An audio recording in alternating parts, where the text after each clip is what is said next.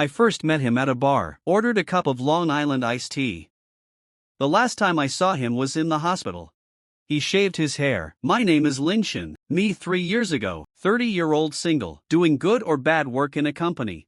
No more friends, alone. My biggest hobby is finding a bar after work, have a drink in peace, look at the men and women of this city. The scenes of joys and sorrows played out before my eyes. That night, the bar is dimly lit. I'm sitting in the corner. The ice cubes in the cup are almost melting. Suddenly the wind chimes at the door rang. So he walks in. A simple white dress, no makeup, hair tied loosely. Sit down at the other end of the bar. Ordered a cup of Long Island iced tea. I noticed he looked rusty when he was drinking. Take a sip and frown tightly. It's like drinking traditional Chinese medicine.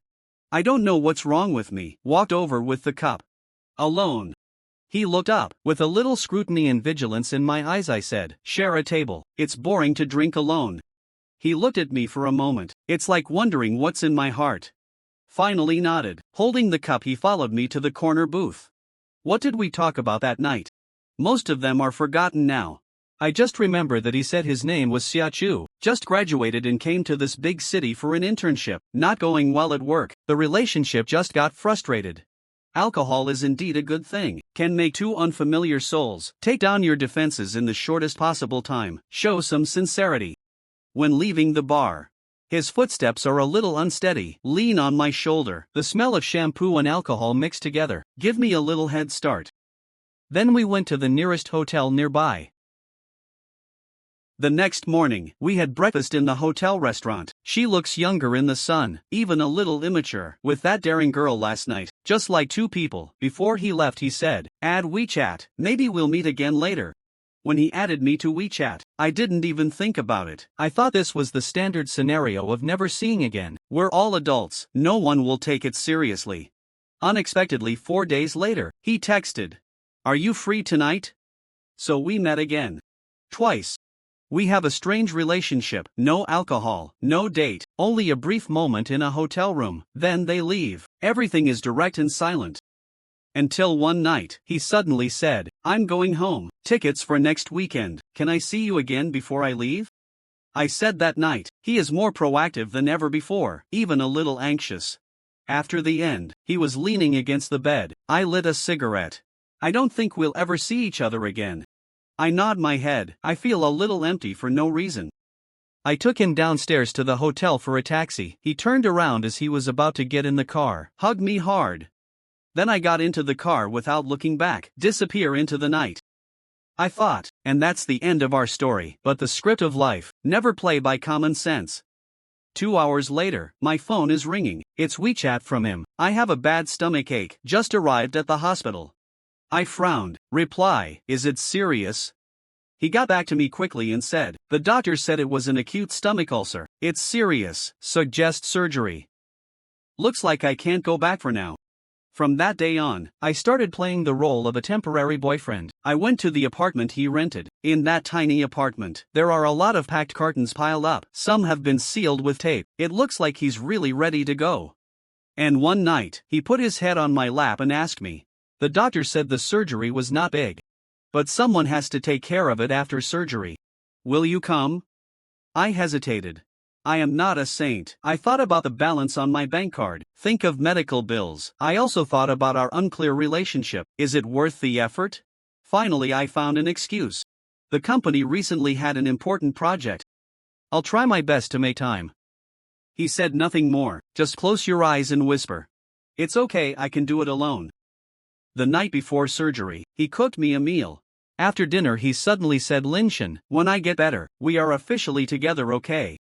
I was stunned. I admit that I like him, it's true. But the relationship started out too messy, so unclear, I instinctively wanted to step back. I vaguely replied that you should take good care of yourself first, we'll talk about it later. The day of the surgery, I excused myself from going to a company meeting.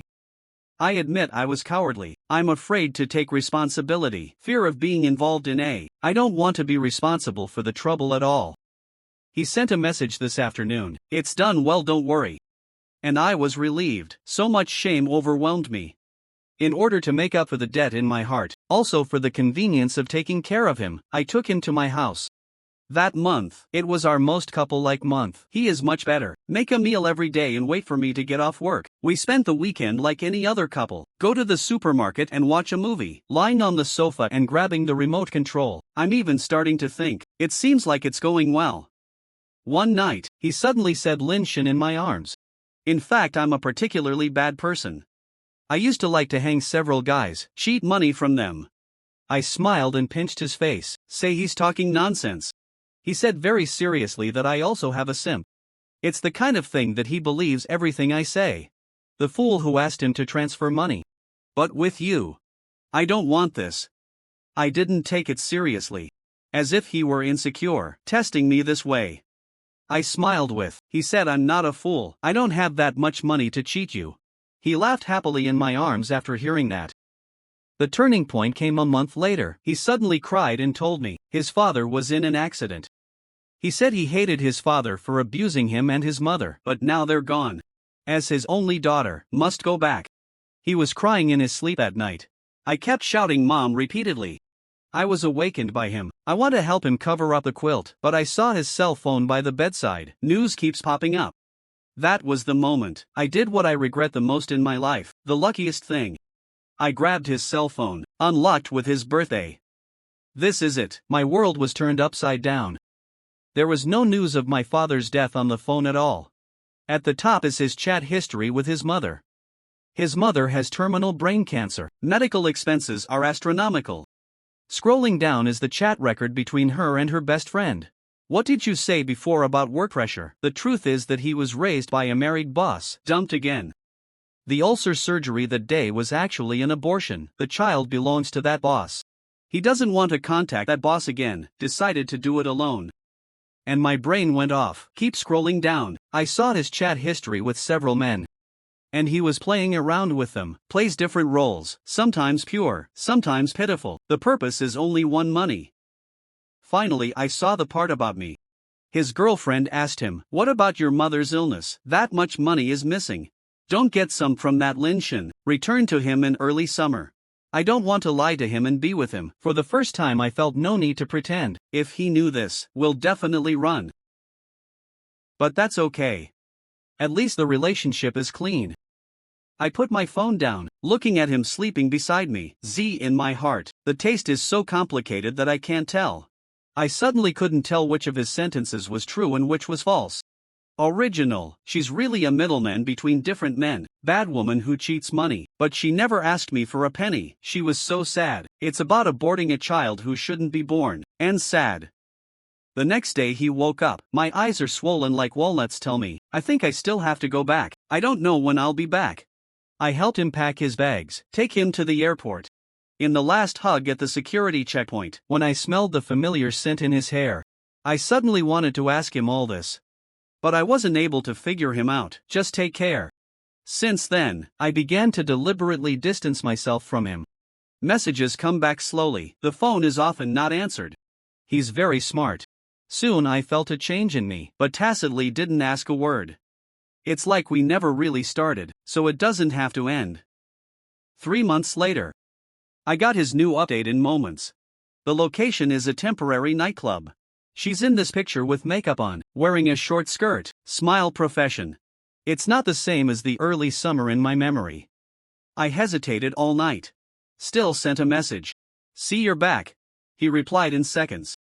"I'll work here. What can I do for you?" "Don't get used to it."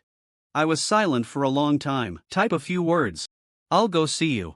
In the noisy box of a nightclub, he expertly poured me wine. It has to be done 1,000 times. When the guests are gone, he suddenly spoke. "I know you've seen my phone, you know that, right?" I froze and nodded. "How is your father?" He sighed and laughed. "My dad did die. DUI 3 years ago. I do hate him, because he put my mom in the hospital. I was 16 years old. And the men. Which one? I have had several. It's all broken now. I need money, they need women. Just a deal." "Then why don't you tell me the truth?" He suddenly raised the volume. "Because my mom needs money for medical treatment. Brain cancer. Did you know that surgery costs hundreds of thousands? What could I do? Go borrow a loan, or watch him die?" "Then why did you come back to doing this?" "Because my mom needs more money for follow-up treatment. Here's a night's tip. That's enough for her medicine for a month. We talked a lot that night. He talks about himself, how to start being cared for in college, how to learn to deal with different men, how to learn to read words and expressions, do what you like. But that was before. That night at the bar, I'm not fishing for you, that's when I'm at my lowest. My boss dumped me. The future is uncertain. Then why did you tell me the truth? He looked me in the eye, word for word. Because with you, I want to be myself again. Don't pretend, don't calculate. Although our start was so bad. But that month with you, it's the most authentic time of my life. I don't know what to say. The anger in my heart, disappointed in the face of his honesty, becomes so complex and powerless. We went back to the hotel that night. It's like we're going back in time, it seems different again. We occasionally meet for dinner and movies, like the most common couple. I thought, we can go on deluding ourselves like this. Until that afternoon, I got a call from the hospital, said he fainted while cooking. The diagnosis was leukemia. I rushed to the hospital like crazy. He is awake. See me with a faint smile and say, or did you know? This time it's true, I didn't lie to you, why didn't you tell me sooner? He shook his head. I don't want to treat it without money. I'm not poor and kind like in the movies, still strong heroine. I am vain and selfish, I have used many people. The only thing I did right in my life, probably didn't lie to you until the end. I yelled at him, don't say that, you are only 24 years old. He laughed but tears flowed. Yes, 24 years old, but it's like living a lifetime. Let me go. Last time, I want to live with dignity. I didn't listen to him. I contacted the best hospital, took out all my savings, even ready to sell my car. My friends say I'm crazy, how did you get here? But I just want to buy one for myself. No regrets, the process was painful and long. The chemotherapy caused him to lose all his hair. He smiled and said, I can finally try all kinds of wigs. He always does, face everything with a smile. Late one night, his condition suddenly deteriorated, pushed into the emergency room. An hour later, the doctor came out and said to me, temporarily stable. But not optimistic. We need to find a suitable bone marrow transplant as soon as possible. I immediately made a match, but it doesn't match. As we waited anxiously, his mother is gone too. The day I heard the news, he was silent for a long time, then say to me, Linshin, now I have nothing to worry about. A suitable bone marrow has never been found. His body is getting weaker by the day. In his final days in the hospital, he stopped talking about the past. We are like the most ordinary couple, basking in the sun. The morning he left, sunshine is good, he said to me. Linshin, thank you for giving me a true life. He left me a letter and a small box. The letter says deep, thank you for not exposing me to my face, willing to walk with me this messy last ride. The box contains all my trophies, help me pay those people back. As for you, I have nothing left, only one sorry. And a thank you. I open the box. Inside is some jewelry and a bank card. There is also a small book. It has the name and amount of each man on it. The last page is my name. There are no numbers after it. It only says 2 words, priceless. I didn't return those things. I sold all my jewelry, withdraw all the money from the card, in the name of the following, established a foundation to assist victims of domestic violence. Now every year's anniversary, I would go to the cemetery to see her, bring a bunch of little white flowers. As white as the dress she wore that night. One morning in the beginning of summer, I woke up and the sun shone on the bed through the gaps in the curtains, just like the first morning after he left. I often wonder, perhaps all of our lives are constantly being met and missed. At that moment I suddenly realized, he is like his name. This is a short season in my life, came by surprise, gone silently. But enough for every summer of the rest of my life.